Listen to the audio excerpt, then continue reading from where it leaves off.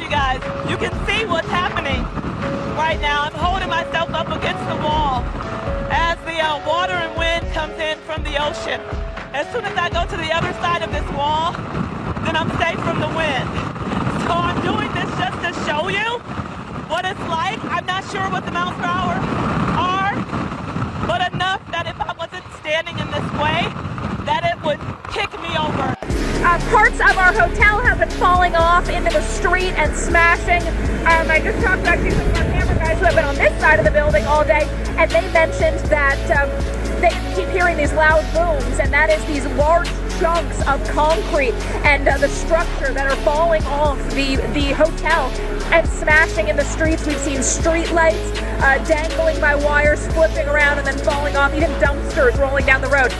Now, as far as the surge, of course, we've been telling you about that potential for over 7, even 9 feet of storm surge here in Daytona Beach, and we have seen that water get into the parking garage here. And undoubtedly, you're going to be seeing a whole lot more people losing electricity, and the governor and Emergency Operations Center directors are saying you can expect many Floridians, if not millions of them, are going to end up having no power. And it may not just be for 3 or 5 days. It could be a week. It could even be 2 weeks. Powerful winds and relentless rain slammed the Bahamas, making it clear Hurricane Matthew had arrived. Snapshots from Great Inagua showed the storm's power. Homes damaged, streets covered in debris, trucks tossed on their side.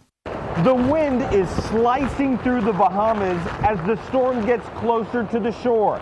Beaches are empty, homes are boarded up, and here on Exuma Island, most of the people are without electricity. As the storm approached from the south, Nassau resident Jenny Minus evacuated her home and headed to a shelter. So far, I'm okay. I just hope no lives are lost. The aftermath in Haiti shows the devastating power of Matthew. Buildings in Jeremy are nearly destroyed. Many roofs were ripped clean off. When I put my head in the windows, but I see outside is very dangerous. Nobody can go outside. I stay home, and then I pray God. I say, God, don't let me die. The death toll has climbed in Haiti, but we don't know the true number. We've actually been getting conflicting reports that range anywhere from 200 people to 600 people. But you're going to agree with us that no matter what that number winds up being, this is a humanitarian crisis. There are so many people that are still missing because the government has yet to get reports from some of the worst affected areas, and the rescuers can't even get to some of these people who need the assistance the most. Thousands of homes have been damaged, if not completely destroyed. So many roads are completely impassable. This is definitely the country's largest disaster since the earthquake of 2010, and so many people have yet to recover from that, even though it was 6 years ago. There was also supposed to be a presidential election on Sunday, and that has been postponed. Cleanup operations are ongoing this afternoon after Typhoon Chaba swept through the southern part of Korea on Wednesday, leaving a trail of destruction. At least 7 people died and 3 are missing after the region was lashed by torrential rain and powerful winds. Lee Min-young starts us off. The Korean peninsula is no longer under the direct influence of Typhoon Chaba, but the southern parts of Korea that were battered by the storm are still grappling with rescue and recovery operations. And more reports on the extent of the damage are still coming in. 3 casualties were reported in Busan. Among them is a construction worker who was killed after a crane toppled over, and an elderly woman who died after falling from the roof of her house.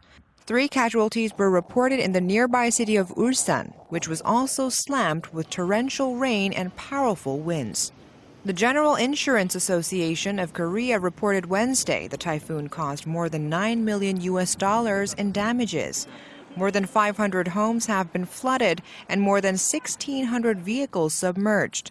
Around 230,000 homes suffered power outages, and dozens of cultural properties were damaged. Almost 200 people from 90 households were forced to evacuate, and they are currently staying at local schools and community centers.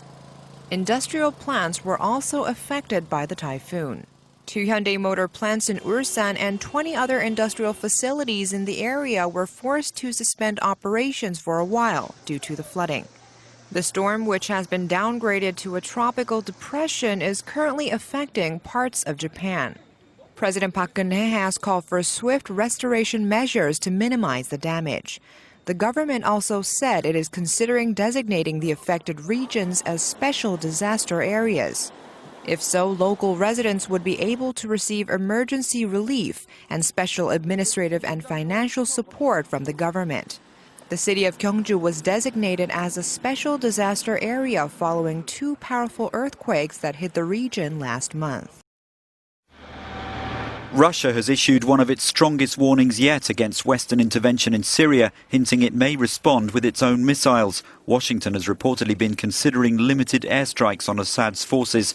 The defense ministry in Moscow said such an attack would threaten its troops, who would respond immediately, as they wouldn't have time to work out where incoming rockets or aircraft were coming from. I would recommend that our Washington colleagues carefully consider the possible consequences of implementing such plans.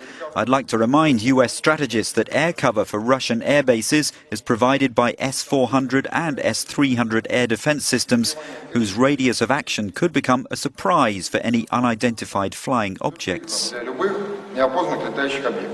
Washington says its deliberations about possible non-diplomatic options will continue as the Syrian army tightens its grip on Aleppo.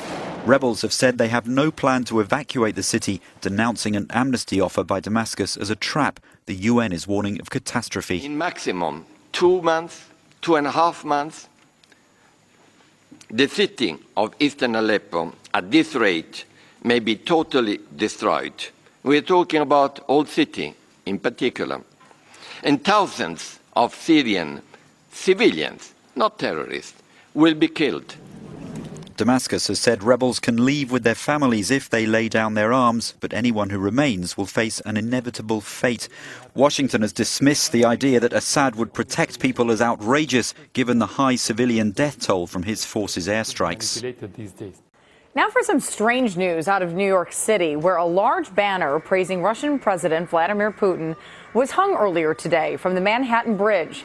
The banner showed a picture of the Russian leader dressed in a suit and tie with the word peacemaker underneath. Okay, this comes just days after U.S. and Russian negotiations collapsed over the conflict in Syria, leading Putin to suspend multiple nuclear agreements between the two countries. Now, the banner has since been removed, no arrests have been made, and it's not yet clear who is responsible.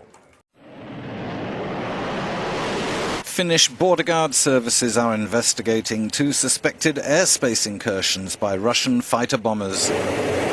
Sukhoi fighters reportedly crossed the Finnish border south of Porvoo. The Finnish defense minister said 2 such incursions in one day was exceptional, especially from fighter jets. The suspected breaches of airspace, it's impossible for me to estimate on the motives. In the media, a temporal link-up's been made with the visit of the United States Deputy Secretary of Defense, Robert Work. All I can say is that there is a temporal linkage, but I have no knowledge of the motives, and this is naturally a matter which the Foreign Ministry will piece together from the Russian side. The Russian Air Force has been probing NATO air defences for months since relations deteriorated over Ukraine and Crimea. And in September, another long-range Tupolev 160 bomber flew down to near Bilbao in Spain, testing the Atlantic's western approaches before flying home. T-160s have also tested Britain's east coast and flown around the top of Scotland in recent months.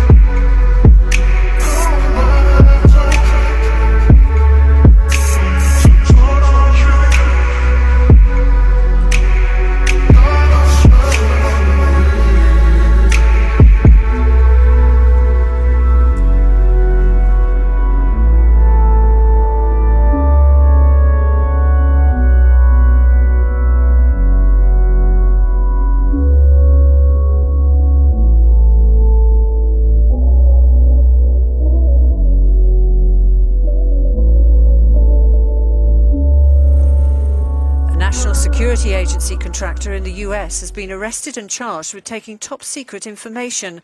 Harold Thomas Martin III was detained last August after his home in Maryland, car and garage were searched. According to a criminal complaint, the US Justice Department has charged Martin, who had top-secret national security clearance, with theft of classified government material.